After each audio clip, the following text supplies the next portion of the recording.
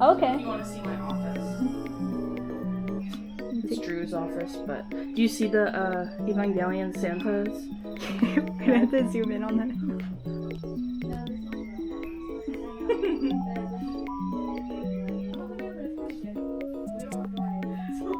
Corduroy. Oh my god, the Frog and Toad. That's They're so having cute. a picnic. I think someone appreciates. And then all the Richard Scarry stuff. Oh man, so I did all cute. these displays. It looks beautiful. There's gonna be a couple more. With Are the these story. cute? A little rabbit. She's reading. That's you. Yeah, that's so cute. But there's a lot here. I know.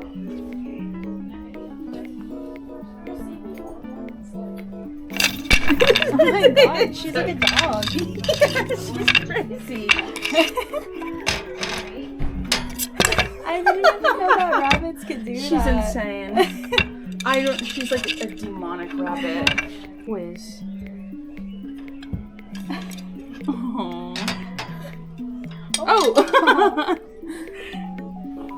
Oh. Uh-oh. Can I give it back to her? Yeah, you can. Be careful. She's very aggressive.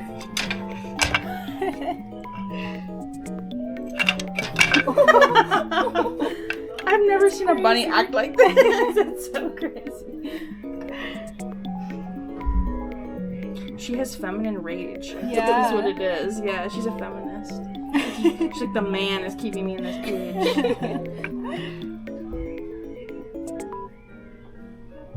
You're gonna try and jump out? I don't think so. Does she do that?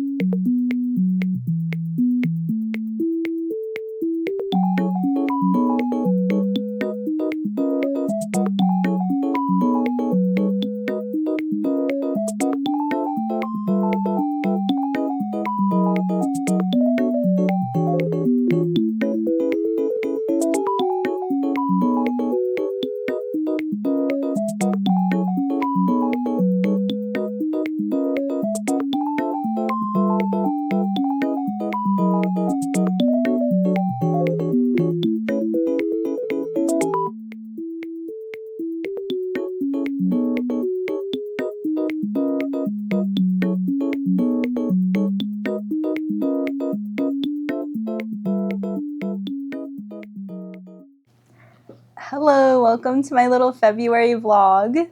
As you can probably tell, the video is super late because I got really sick and I couldn't even record anything because I sounded horrible and my voice was gone, so now I'm catching up. Okay, but that being said, I did actually get to read some books this month, so these are the three.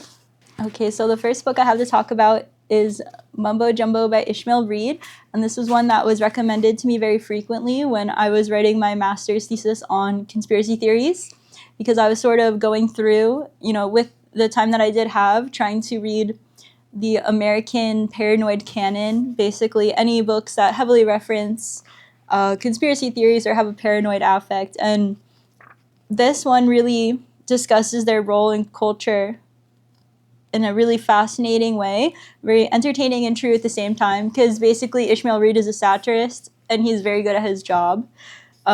So this version I have actually has an introduction written by him, and he says, Mumbo Jumbo suggests that there's something about Black culture, whether it be rock and roll or hip hop or wokeness, the current bogey thing that causes unrest. So, no matter what it is, it causes a sort of backlash, cultural reaction, which is like just racism, but you can see examples of that across our culture. Just anytime there's a song or a trend or something that gets an insane amount of backlash for being degenerate or too shocking or corrupting the youth, it's basically a take on that sort of idea, because in this book the epidemic is dancing. There's a sort of dance or spirit that makes people want to dance called Jesgru, and the powers that be need to stamp it out.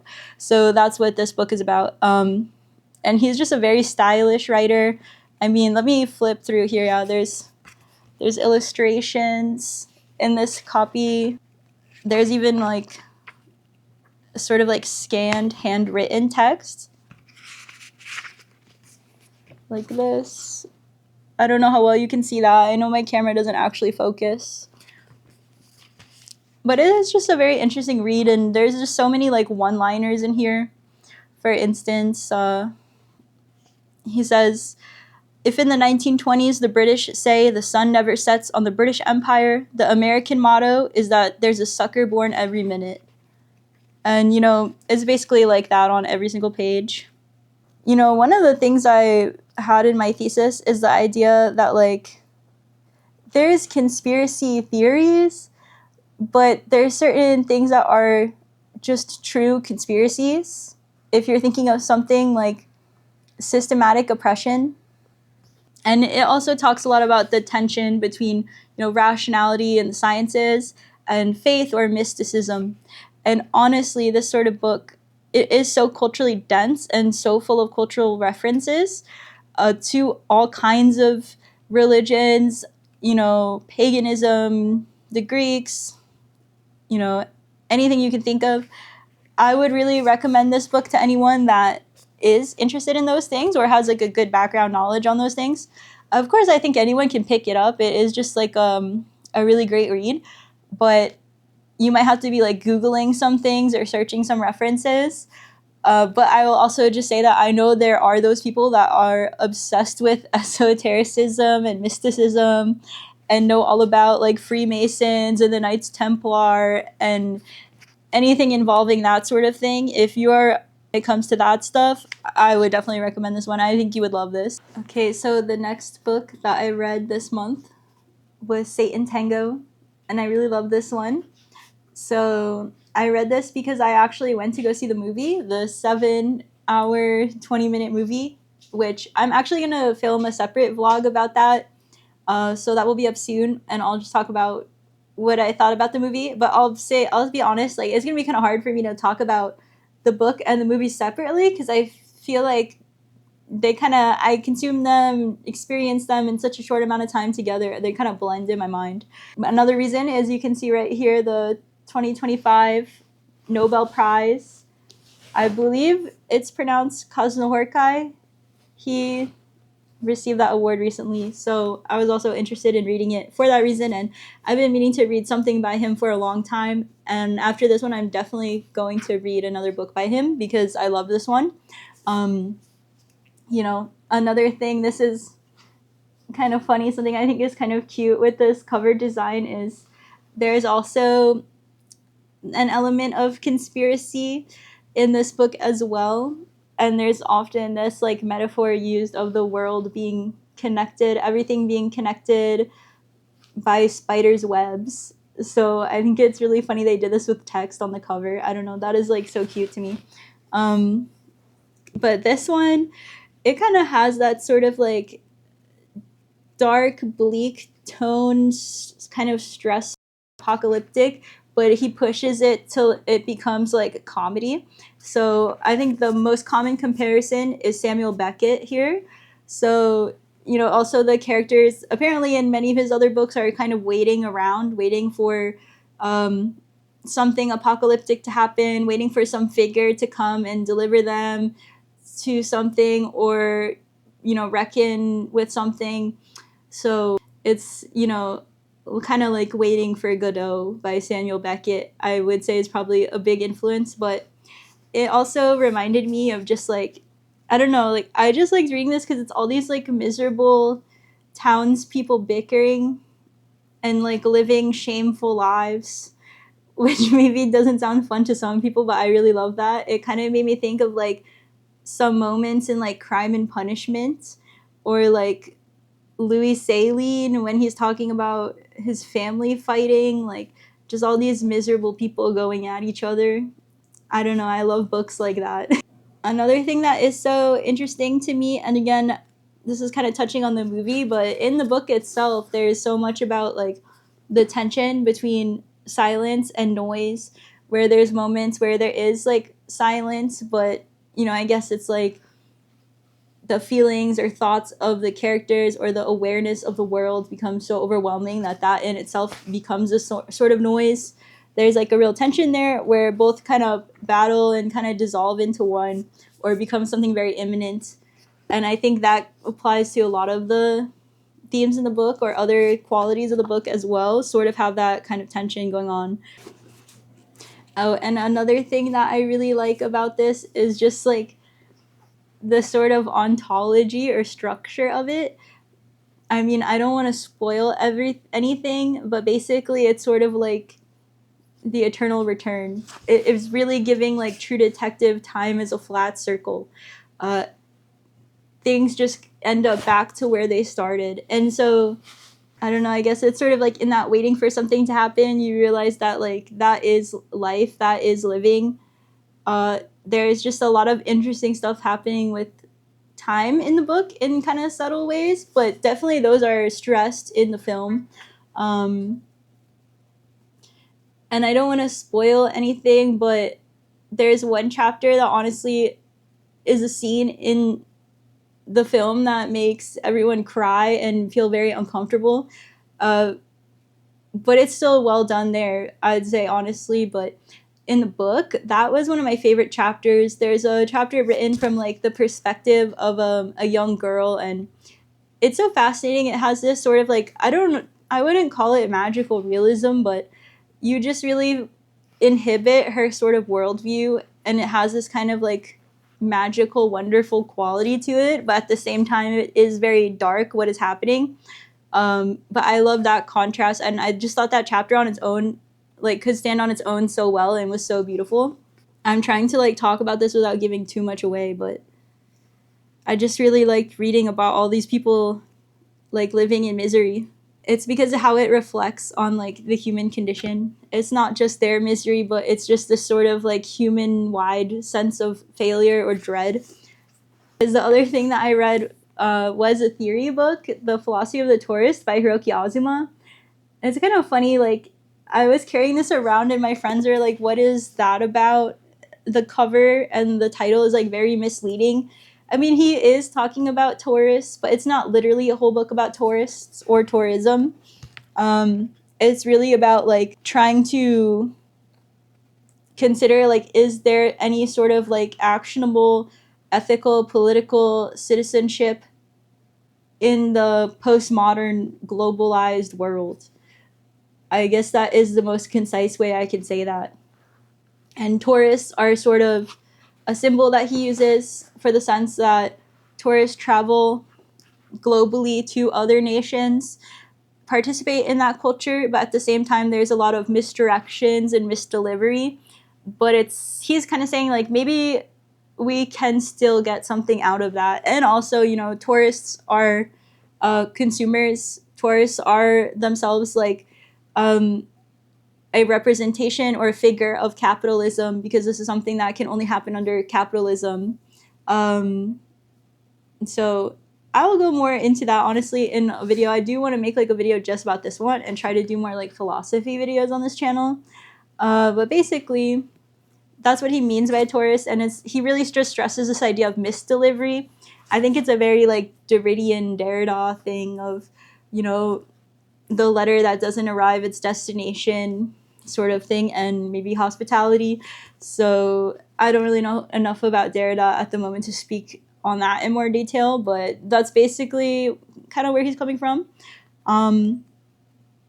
But this one I read because my friend recommended it to me, and I'll put this video out next week, but this is what I read for my conference paper on Death Note that I did, because he actually, again, in trying to reckon with postmodernity, he, he writes good theory about the internet and about how the structures of the internet work and influence politics, which is obviously very important today. He kind of talks about how, like, screens change, how we use screens. He has this one, like, little graphic here. Basically, like, he considers, like, the Nico Doga live stream. If you don't know what that is, it's basically like it's more like YouTube and Twitch combined. It's a Japanese website, and when you comment, it goes across the screen, so you'll see a person with like a bunch of text swarming across their face. So he just talks about the idea that like a political figure could be giving a speech, and technically they could be watching the live stream recording and seeing like how the audience is responding, how the public is responding, and then adjust accordingly. So I just like that he's taking these things into account. Yeah, and then another thing that interests me about this one is that, again, the tourists are not humans. It's a way to think of the post-human, or, after a certain type of humanity, a sort of humanity that had a certain political capacity. But, here I'm like jumping off the deep end into pretentiousness. So I'm trying to make this as legible as possible. But he's responding to Koheve. Hang on, I have to Google how to say his name. Kojev.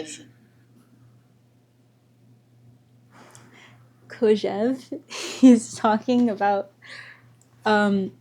like this Hegelian tradition, and Francis Fukuyama and Alexander Kojev talking about this idea of the end of history, what comes after history. So I guess in this sort of sense, humanity and history are intertwined. Like, history is the output of human activity. So if you don't have history anymore, then what sort of humans do you have, if any? I mean, I'm guessing that's the logic there. I'm still reading up on this stuff. He's trying to think that through, and that actually seems to be a theme in his work, or a common thing in Hiroki Azuma's work, because this is the other book by him that I'm going to read soon. I haven't read this yet, actually, surprisingly. Basically, in this one, instead of using the tourist as this way to imagine this post-historical human, non-human subject, post-human subject, he considers otakus. Like, otakus behave in an animalistic way, or tourists are like animals. But I feel like the word animal is being stretched very thin there. Yeah, so I guess here I kind of have to summarize it, because I'm going to spend too much time like trying to look through my notes and figure out how to articulate this, because it is like a lot of detail that he's going over here. But basically the point of this book is just him trying to understand how politics and like a sort of historical global human or idea of citizenship could be viable today in the class, based on those classic terms and definitions, trying to reimagine it or add to those older conversations, instead of just saying, oh, history is over. It's like, okay, well, what do we have today? What are these beings that we are? Because, yeah, we're not humans anymore. So that's what he's basically saying. We're all just tourists. Okay, well, I'm going to wrap this one up now. I feel like I'm kind of out of things to say, but also I could start getting into something. But I feel like it's just like too much for this one little vlog. I don't want to add too much to this video. And I'm also thinking of changing up the style of how I edit, but you'll see. Just trust me. I got taken out by being sick the last month, but I'm back on track now, and there's a lot more to come to my channel. So thank you for watching, and have a nice day or night. Bye. Thank you.